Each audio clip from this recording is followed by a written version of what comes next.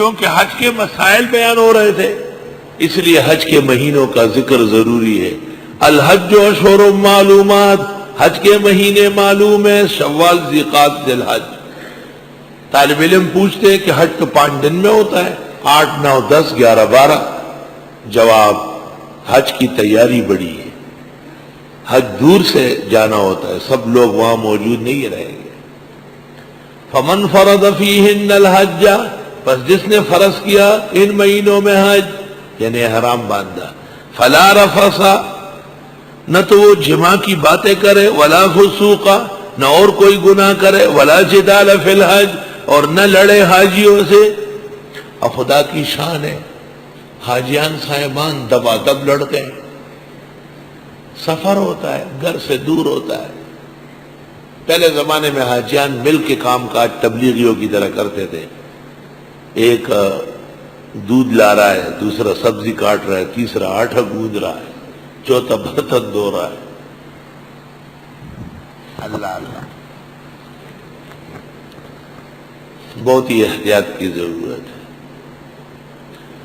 حج میں شیطان کوشش کرتا ہے، بڑی عبادت ہے، ایمان کا آخری رکن ہے کہ اس کو نقصان پہنچا دے۔ حضرت الاستاذ مولانا لطف اللہ صاحب رحمۃ اللہ علیہ فرماتے تھے، میں نے 2 حج کیے، دونوں میں لڑا، تیسری مرتبہ اخیر میں گیا اور فرمایا، بہت خوش تھا، چلو حج تو ہو گیا، لڑائی نہیں ہوئی۔ کہا آخری دنوں میں میری گھر والی گم ہو گئی، تو کہا میں رو رہا تھا کہ میری گھر والی گم ہو گئی، تو ان کا بھانجا تھا وہاں، یہ قاضی حسین احمد مودودی کے بڑے بھائی تھے، یہ حضرت کا داماد و بھانجا ہے، اور وہ بھانجا تھا بڑا مولانا عبدالصبوح صاحب، امید تھے ام القرآ میں، وے ماما چاڑ اما خیر دے، وے گٹا دلا دما خضر کشی ہوئے دے وہی خیر دے۔ میں عبدالصبوح سر میں جنگوں کو حج میں خراب ہے، دیر جڑل جائے گا۔ اللہ اکبر، سب کے ساتھ یہی پیش آتا ہے۔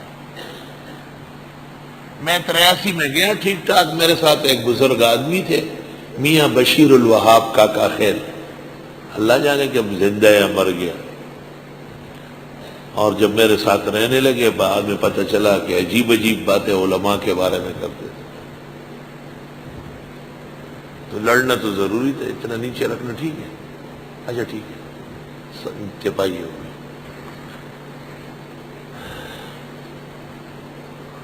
اور کوئی نہ لڑے تو کہیں نہ کہیں تو رش ہوتا ہے، بہت زیادہ بے انتہا رش ہوتا ہے۔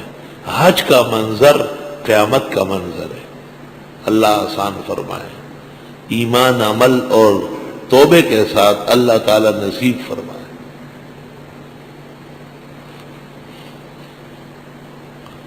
حج تزمہ کہتا پوچھتے ہو کہ جس چرے کھڑے اس سب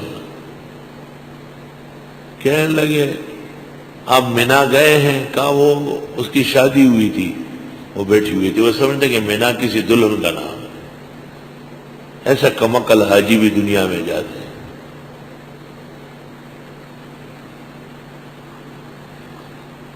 حاجیوں کو علماء خود ٹریننگ دے، یہ جو ٹریننگ سینٹر بنے ہیں وہاں پورے مسائل نہیں ہوتے، بڑی عبادت ہے، دور کا سفر ہے، بڑا خرچہ ہوتا ہے، خدا جانے پھر نصیب بھی ہو یا نہیں، تو بہت اہتمام اور اہمیت کے ساتھ آدمی جائے۔ ملا علی قاری نے لکھا ہے نا، ان کی کتاب ہے احکام حج پر، ارشاد المناسک۔ علی القاری لکھتے ہیں کہ میں نے کتاب لکھی اور میں بارہا آیا گیا ہوں، لیکن ایک دفعہ مجھ سے غلطی ہو گئی، تو ایک آدمی نے کہا آپ حنفی عالم ہیں، آپ کو ایسا نہیں کرنا چاہیے۔ کہا میں نے پوچھا کس نے کہا ہے؟ کہا ملا علی قاری نے ارشاد المناسک میں لکھا ہے، وہ خود ملا علی قاری تھے، ان کی کتاب کے حوالے سے ان کی غلطی پکڑ لی۔ عیسیٰ ابن ابان کہتے ہیں کہ میں مکہ مکرمہ میں پوری نماز پڑھتا تھا، کسی نے مجھ سے پوچھا کتنے دن کی نیت ہے؟ کہا میں نے کہا 15 دن. کہا کیوں مزدلفہ عرفات مینا نہیں جاؤ گے؟ کہا جاؤں گا. تو کہا 15 دن کہاں پورے ہو گئے؟ تو میں نے قصر شروع کر لی. جب وہاں سے واپس ہوا تو پھر میں پورا پڑھتا قصر کرتا تھا. کسی نے کہا اب تو آپ مہینوں رہیں گے، اب کیوں قصر کرتے ہیں؟ اب تو پورا پڑھ لو. کہ ایک ہی حکم میں 2 غلطیاں ہو گئی، ایابن ذہابن. تو میں نے احادیث و آثار چھوڑ دیے. واقتفیت بکتب محمد، امام محمد کی کتابیں پڑھنا شروع کر دی. فقہ میں امام محمد جیسے ذخیرہ کسی کا دنیا میں نہیں ہے، یاد رکھ، بے انتہا کتاب. فرمایا ایک ہی سفر میں دونوں لغزشیں ہو گئی. قصر کرنی تھی تو پورا پڑھتا تھا، اور جب پورا پڑھنا تھا تو قصر کرنے لگا. فلا رفثا، حج میں نہ جماع کرے، بلکہ جماع کی باتیں بھی نہ کرے. ذکر الجماع. ابن عباس کہتے ہیں رفث سے مراد یہاں ذکر الجماع ہے.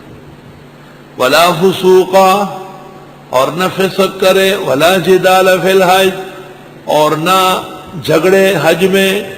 حج کی عبادت ایسی ہے کہ تمام اعضاء موجزن ہو جائیں گے. اچھی طرح سنو، تکلف کی بات نہیں، تمام اعضاء موجزن ہوں گے. اٹینشن. او بھائی احرام میں ہو، حج ہے، یہ کیا کر رہے ہیں؟ کھانا کم کھاؤ، کھانا بہت زیادہ ہوتا ہے وہاں. ہر وقت بادشاہ کی طرف سے دعوت ہوتی ہے میدان عرفات میں. یاد رکھنا جتنی عبادت سرگرم ہوتی ہے اتنی شہوات زیادہ پیدا ہوتی ہے. ولا جدال فی الحج، اور لڑنا بھی نہیں حج میں. وما تفعلوا من خیر، اور جو تم کرو گے بھلا، یعلمہ اللہ، اللہ اسے جانتے ہیں. وتزودوا، اور توشہ سفر لیا کرو. فإن خیر الزاد التقوی، بس بہترین توشہ تو لوگوں سے نہ مانگنا ہے. بعض حاجیان مزاجیان وہ پیسے نہیں لے جاتے تھے اور کہتے تھے کہ اللہ کا گھر ہے، اللہ رزق دے گا. پھر وہاں بھوک لگتی تھی، پیسے نہیں ہوتے تھے، لوگوں سے مانگتے تھے. دو خدا کے واسطے، دو خدا کے توبہ. اللہ تعالیٰ مخلوق سے مانگنے سے ہمیشہ محفوظ فرمائے.